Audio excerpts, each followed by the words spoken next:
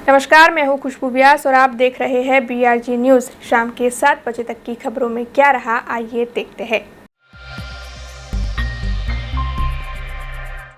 21वीं सदी के डिजिटल भारत का सपना देने वाले पूर्व प्रधानमंत्री राजीव गांधी की आज 31वीं पुण्यतिथि है, जिसको लेकर कांग्रेस पार्टी में लगातार पूरे देश में उन्हें श्रद्धांजलि दी जा रही है। तब बड़ौदा शहर कांग्रेस पार्टी का ये कार्यालय है, जहां की ये तस्वीरें सामने आई है। दांडिया बाजार में शहर कांग्रेस पार्टी कार्यालय पर स्वर्गस्थ राजीव गांधी की प्रतिमा को पुष्पांजलि अर्पित की गई थी।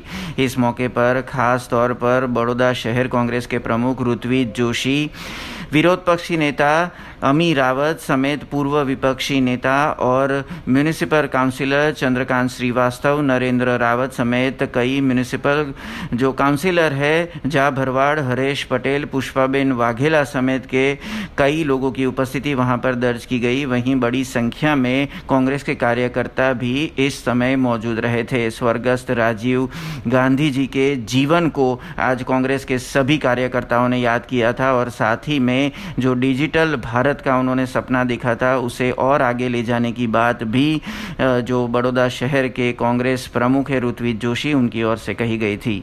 देशना सौथी युवानोए जे वडाप्रधान रह्या भारत रत्न एवा स्वर्गीय राजीव गांधीनी आज पुण्यतिथि, जेमने दीर्घद्रष्टा तरीके ओळखवामां आवे छे।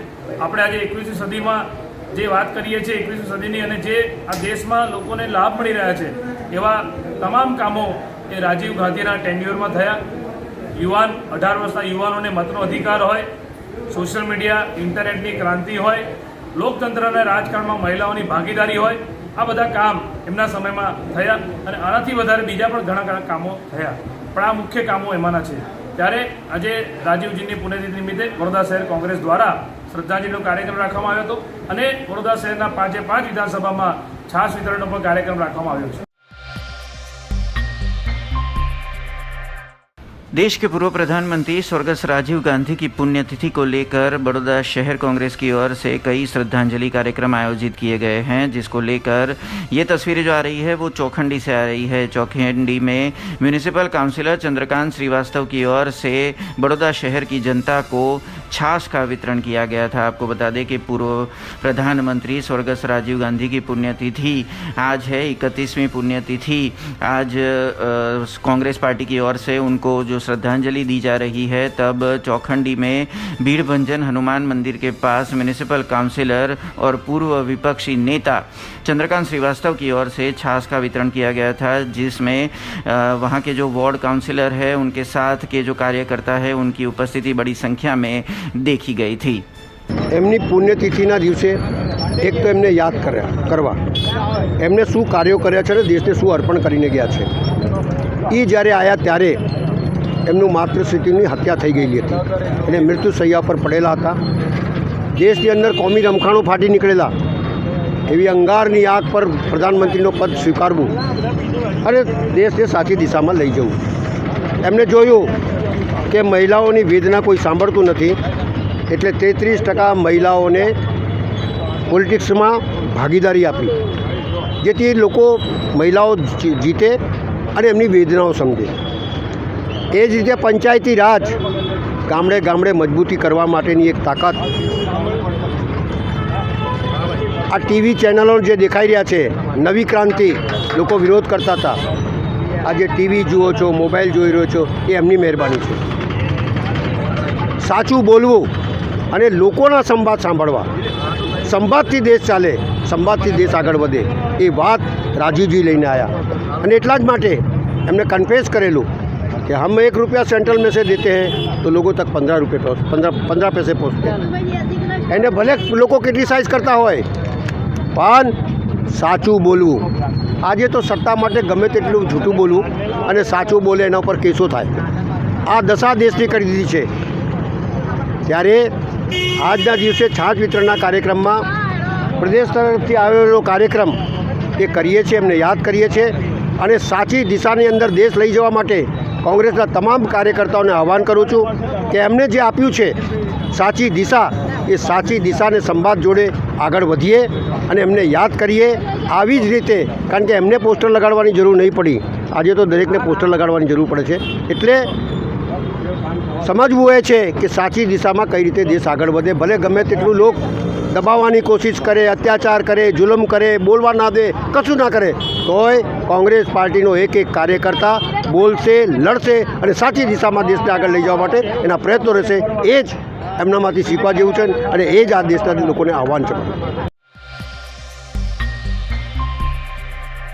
गुजरात के राज्य कक्षा के कैबिनेट मंत्री और रावपुरा के विधायक राजेंद्र त्रिवेदी ने आज अपने इलेक्शन वार्ड नंबर 16 में सभी कार्यकर्ताओं के साथ मुलाकात की थी. इलेक्शन वार्ड नंबर 16 के प्रमुख महामंत्री के निवास स्थान पर कार्यकर्ताओं के साथ राजेंद्र त्रिवेदी ने वार्तालाप किया था. आपको बता दें कि आज विश्व चाय दिवस के मौके पर चाय पे चर्चा के तहत राजेंद्र त्रिवेदी की ओर से जो अपने विस्तार के कार्यकर्ता और प्रमुख समेत जो होद्देदार हैं उनके साथ बातचीत के जरिए आने वाले जो विधानसभा चुनाव है उसको लेकर भी रणनीति तैयार की गई है. साथ ही में जो स्थानिक निवासी है उनके जो प्रश्न है उसको भी जल्द से जल्द हल किस तरह से किया जाए उसके लिए भी रणनीति तैयार की गई. आपको बता दें कि तरसाली विस्तार में वार्ड नंबर 16 के जो प्रमुख है भरत ठक्कर समेत महामंत्री विजय चौहान के निवास स्थान पर ये शुभेच्छा मुलाकात की गई थी और इसमें बड़ी संख्या में भारतीय जनता पार्टी के वार्ड नंबर 16 के कार्यकर्ता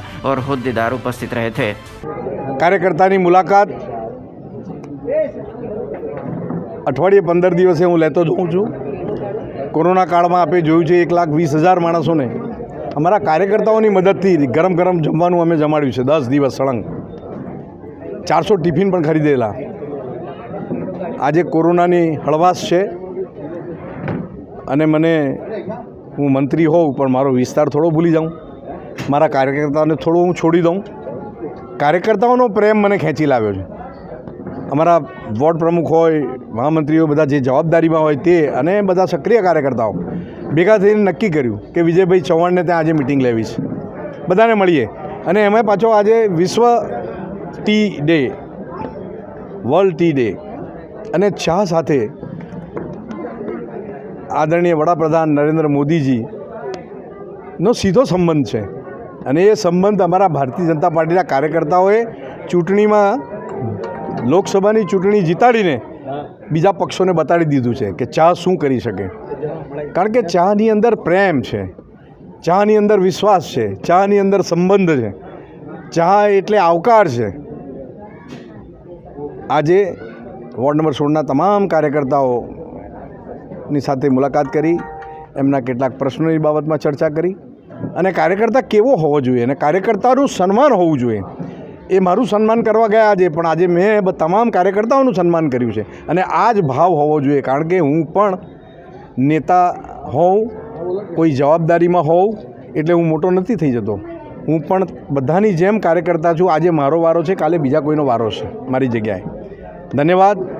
આ ભાવ સાથે, રાષ્ટ્રભક્તિના ભાવ સાથે બધા આજે ભેગા થયા છે. જય જય ગરવી ગુજરાત, ભારત माता की जय.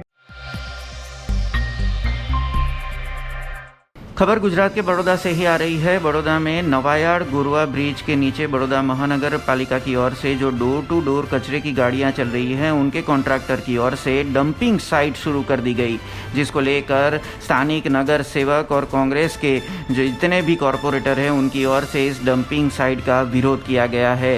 साथ ही में जो जानकारी सामने आ रही है उसके मुताबिक बड़ौदा शहर के नवायाड़ गुरवा ब्रिज के नीचे डोर टू डोर कचरे की जो गाड़ियां बड़ौदा महानगर पालिका की ओर से चल रही है उसके जो कॉन्ट्रैक्टर हैं उनकी ओर से किसी भी तरह की जानकारी के बिना डंपिंग साइट शुरू कर दी गई है, जिसको लेकर स्थानिक निवासियों में भी विरोध देखा गया है. तब वार्ड नंबर 1 के जो कांग्रेस के नगर सेवक है, जो कॉरपोरेटर है झा भरवाड़, पुष्पाबेन वाघेला और हरीश पटेल तुरंत ही मौके पर पहुंचे थे, डंपिंग साइट पर पहुंचे थे और तुरंत ही डंपिंग साइट पर जो कचरे की गाड़ियां आ रही थी उन्हें तुरंत ही वापस भेजा गया था. साथ ही में बताया गया था कि अगर बड़ौदा महानगर पालिका के पदाधिकारी इस डंपिंग साइट को बंद नहीं करते हैं तो आसपास के जो स्थानिक विस्तार के करीबन 5,000 से ज़्यादा जो लोग हैं वो विरोध प्रदर्शन में जुड़ेंगे और एक बड़ा आंदोलन किया जाएगा. आपको बता दें कि कचरे की गाड़ियां जो कचरा लेकर आती है वो ऐसे सार्वजनिक स्तरों पर डाला जाता है जिसको लेकर आने वाले समय में बीमारी बीमारियां भी फैल सकती है। तब स्थानिक निवासियों की ओर से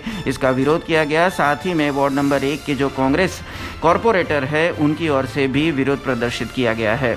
આજે પહેલો દિવસ છે, તમે જોઈ શકો છો કે આટલો જ કચરો નાખેલો છે, એની અંદર અહીંયા ઉભું રહેવા એવી પોઝિશન નહીં, તો આગલા દિવસોમાં શું હાલત થશે એ સૌથી મોટો પ્રશ્ન છે।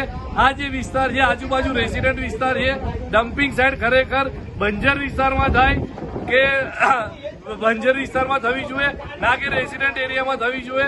એના લીધે આજે અમે 3 કોર્પોરેટર અહીંયા ભેગા થઈને ડમ્પિંગ સાઇટનો વિરોધ કરીને આજે તાત્કાલિક ધોરણે એને બંધ કરવામાં આવે એના માટે અહીંયા અમે બધા ભેગા થયા છે અને દરેક સોસાયટીના લોકોને અહીંયા અમે ભેગા કરીને તાત્કાલિક ડમ્પિંગ સાઇટ બંધ કરવા માટે નાયક સાહેબ જોડે વાત કરેલી છે અને તાત્કાલિક આ સાઇટ બંધ થવી જોઈએ અમે રજૂઆત કરી છે। गुजरात की बड़ौदा में आई महाराजा सयाजीराव यूनिवर्सिटी के वाइस चांसलर की ओर से यूनिवर्सिटी के इतिहास में पहली बार कई कठोर निर्णय लिए गए हैं और इसका विरोध खुद जो सेनेट सदस्य है वो कर रहे हैं। जानकारी के मुताबिक यूनिवर्सिटी के वाइस चांसलर विजय कुमार श्रीवास्तव की ओर से विवादित निर्णय लिया गया है। विजय कुमार श्रीवास्तव की ओर से निर्णय लिया गया है कि कभी भी उनके कार्यालय में यानी कि वाइस चांसलर की चैम्बर में आने से पहले मोबाइल उन सभी को बाहर रखना पड़ेगा। साथ ही में जो वाइस चांसलर की जो कैबिन है उसके बाहर एक ट्रे रखी जाएगी जिसमें सभी जो भी उनको मिलने आ रहे हैं उन सभी के मोबाइल वहां पे बाहर रखे जाएंगे। ये निर्णय यूनिवर्सिटी के इतिहास में पहली बार किसी वाइस चांसलर ने लिया है। साथ ही में यूनिवर्सिटी हेड ऑफिस के बाहर हथियार से लैस जवानों को भी तैनात किया गया है। हेड ऑफिस में मीडिया के प्रवेश पर भी प्रतिबंध लगाया गया है। साथ ही में कहा गया है कि वाइस चांसलर और रजिस्ट्रार की ऑफिस तक किसी को इजाज़त के बगैर प्रवेश नहीं दिया जाएगा। इन सभी निर्णयों के सामने जो सेनेट सदस्य है निकुल पटेल उन्होंने अपना विरोध दर्ज करवाया है और साथ ही में कहा है कि यूनिवर्सिटी के जो संचालक मंडल है उनकी ओर से इस तरह के जो निर्णय लिए गए हैं वो कभी भी एक्सेप्ट नहीं किए जाएंगे, उन सभी निर्णयों को माना नहीं जाएगा। साथ ही में इस बात पर यूनिवर्सिटी के पीआरओ जो है लकुलेश त्रिवेदी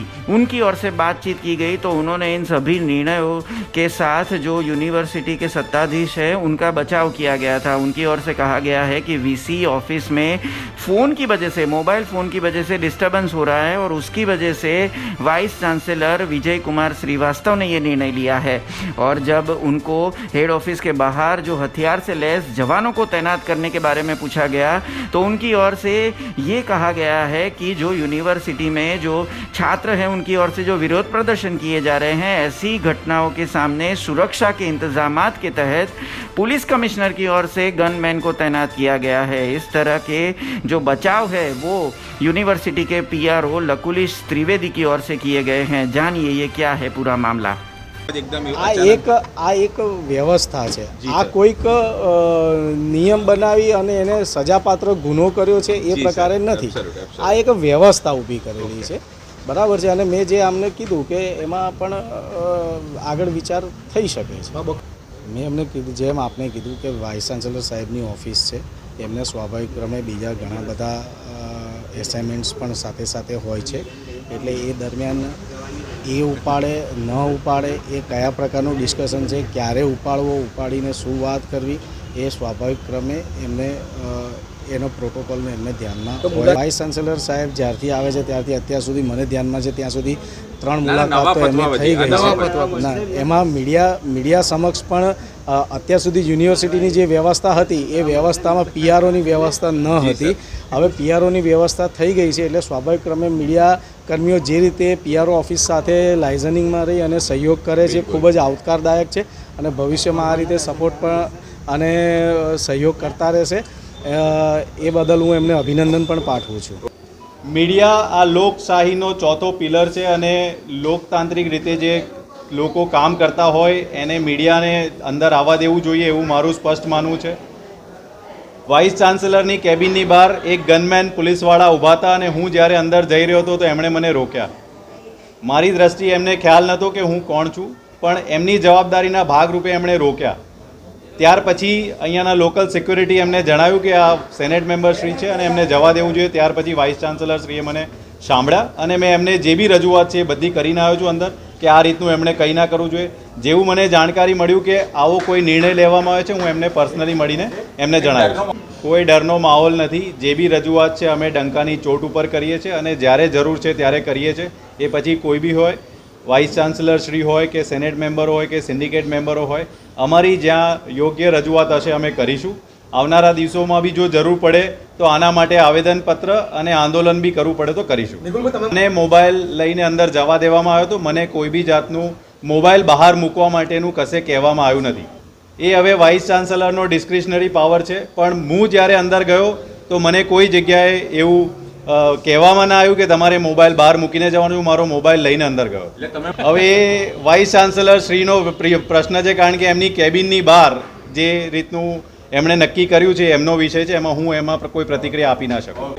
જો એ કોઈ બેઠું હોય અને એમના આવા નિર્ણયો હોય તો એ બતાવે છે કે એમને આ યુનિવર્સિટી પ્રત્યે કેટલી લાગણી છે. તમારી કોઈ બી લાગણી હોય એ લોકો માટેની હોવી જોઈએ અને લોકો થકી જ આ યુનિવર્સિટી છે, વિદ્યાર્થી થકી આ યુનિવર્સિટી છે, લોક પ્રતિનિધિ થકી આ યુનિવર્સિટી છે. એટલે મારી એમને નમ્ર વિનંતી છે કે તમે જે કાર્ય કરો છો એ લોકો માટે કરો છો, તો આવા બધા પ્રતિબંધો જે બી હોય એ ના લગાવવા જોઈએ. મહારાજા સયાજીરાવ યુનિવર્સિટીના ઇતિહાસમાં પહેલીવાર આવો કોઈ અમાનુષ્ય નિર્ણય કહેવાય જેને કે એવા લગાવીને જો આ વાઇસ ચાન્સલર શ્રી કરતા હોય તો દુઃખની વાત છે. સેનેટ મેમ્બર તરીકે હું એટલી જ વિનંતી કરીશ કે આવા ફરમાનો ન લગાવવા જોઈએ. તમે વાઇસ ચાન્સલર છો, શિક્ષકને મળવું જોઈએ, વિદ્યાર્થીઓને મળવું જોઈએ. જે બી લોકતાંત્રિક રીતે ચૂંટાયેલા સેનેટ મેમ્બર, સિન્ડિકેટ મેમ્બર તમામને મળવાનો તમારો શું કહેવાય કે જવાબદારી છે અને એમના પ્રશ્નો સાંભળવાની જવાબદારી છે. એ સાંભળવા જોઈએ અને એના માટે એ લોકો અંદર આવે જાય તો એ માટે બધી છૂટ હોવી જોઈએ. રજૂઆત કરાય હંમેશા કોઈ બી વસ્તુની. આ યુનિવર્સિટીની અંદર અમે જ્યારે બી રજૂઆત કરીએ છીએ, અહીંયા આ બ્રુટલ ડેમોક્રેસી થઈ ગયું છે. લોકતંત્રના નામ ઉપર, બહુમતીના નામ ઉપર સાચો મુદ્દો હોવા છતાં બી કોઈ એક્શન લેવામાં આવતું નથી. અહીંયા અમે આજ યુનિવર્સિટીના સેનેટની બહાર, સિન્ડિકેટની બહાર 4-4 કલાક સુધી ધરણા પર બેઠા છે.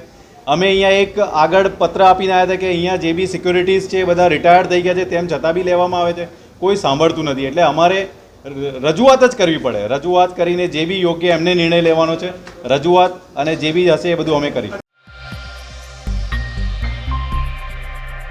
सावली से यह खबर सामने आ रही है जहां पर कल देर रात दो गुटों के बीच घर्षण सामने देखा गया. आपको बता दें कि सावली के माता भागोल विस्तार और बड़ौदा भागोल विस्तार में दो कौम के लोग आमने सामने आ गए थे. जिस तरह से जानकारी मिल रही है उस तरह से रामदेव पीर का पाठ आयोजित किया गया था, जिसके बाद एक शोभा यात्रा निकली थी. इस शोभा यात्रा में दो कौम के लोग आमने सामने आ गए और कई घातक हथियारों के साथ हमला किया गया. आपको बता दें कि करीबन 3 जितने जो लोग हैं उन्हें घायल हुए हैं वो, और साथ में उन सभी घायलों को जमनोत्री आरोग्य केंद्र ले जाया गया है. सावली पुलिस ने तुरंत ही मौके पर पहुंचकर स्थिति पर काबू पाया था और आगे की कार्यवाही भी उन्होंने शुरू की है. लगातार सावली में बीते कई दिनों से ऐसी वारदातें सामने आ रही है जिसमें दो गुटों के बीच घर्षण देखा गया है. उसी तरह कल देर रात एक बार फिर ये घर्षण हुआ, पर पुलिस की मुस्तैदी के चलते तुरंत ही स्थिति पर काबू पा लिया गया. खबर करजण से आई है. करजण तालुका के प्रसिद्ध यात्राधाम नारेश्वर में 18 गांव माछी समाज की ओर से समूह शादी समारोह आयोजित किया गया था. आपको बता दें कि शादी समारोह के साथ सामाजिक सेवा भी की गई, जिसमें रक्तदान शिविर का भी आयोजन किया गया था. इस शादी समारोह में करीबन 13 जितने नव दंपतियों ने सांसारिक जीवन की शुरुआत की थी. साथ ही में माछी समाज के जो आर्थिक रूप से पछात लोग हैं उन लोगों को इस शादी समारोह का लाभ दिया गया था. 18 गांव माछी समाज की ओर से आयोजित समूह जो शादी महोत्सव था उसके अंदर सभी माछी समाज के जो अग्रणी हैं उनकी ओर से ये पूरा आयोजन किया गया था और इसमें खास तौर पर करजण के जो विधायक है अक्षय पटेल उनकी उपस्थिति दर्ज की गई थी.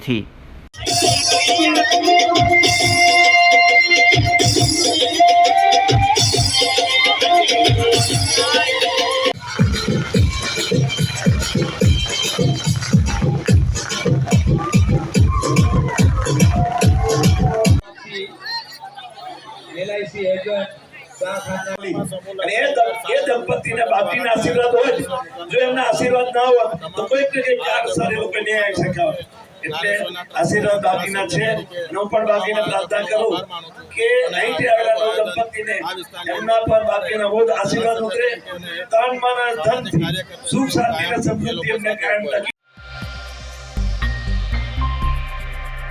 जूनागढ़ कलेक्टर कचहरी में सबसे पहली बार ह्यूमन लाइब्रेरी की शुरुआत करवाई गई है। आपको बता दें कि जूनागढ़ ज़िला कलेक्टर रचित राज के हाथों से ह्यूमन लाइब्रेरी की शुरुआत करवाई गई है। ये ह्यूमन लाइब्रेरी क्या है ये भी हम आपको बताते हैं कि ह्यूमन लाइब्रेरी में आपको बुक्स नहीं मिलेगी, लेकिन लोग अपने फुर्सत के समय में यानी कि जो लंच टाइम है उस फुर्सत के समय में एक दूसरे के साथ बातचीत कर सके, एक दूसरे के जो विचार है उनके आदान प्रदान कर सके, उसके लिए ह्यूमन लाइब्रेरी की शुरुआत करने का कॉन्सेप्ट गुजरात में चला है। तब जूनागढ़ कलेक्टर कचहरी में सबसे पहली बार द ह्यूमन लाइब्रेरी का प्रारंभ करवाया गया है, जिसको लेकर कलेक्टर जो है रचित शाह वो भी काफ़ी उत्साही नज़र आ रहे हैं और साथ ही में कलेक्टर कार्यालय में जो कर्मचारी काम कर रहे हैं उनकी ओर से भी इस कॉन्सेप्ट को सराहा गया है और इस कॉन्सेप्ट के तहत एक दूसरे के साथ उनके जो विचार के आदान प्रदान है वो करने के लिए भी कर्मचारी काफ़ी उत्साही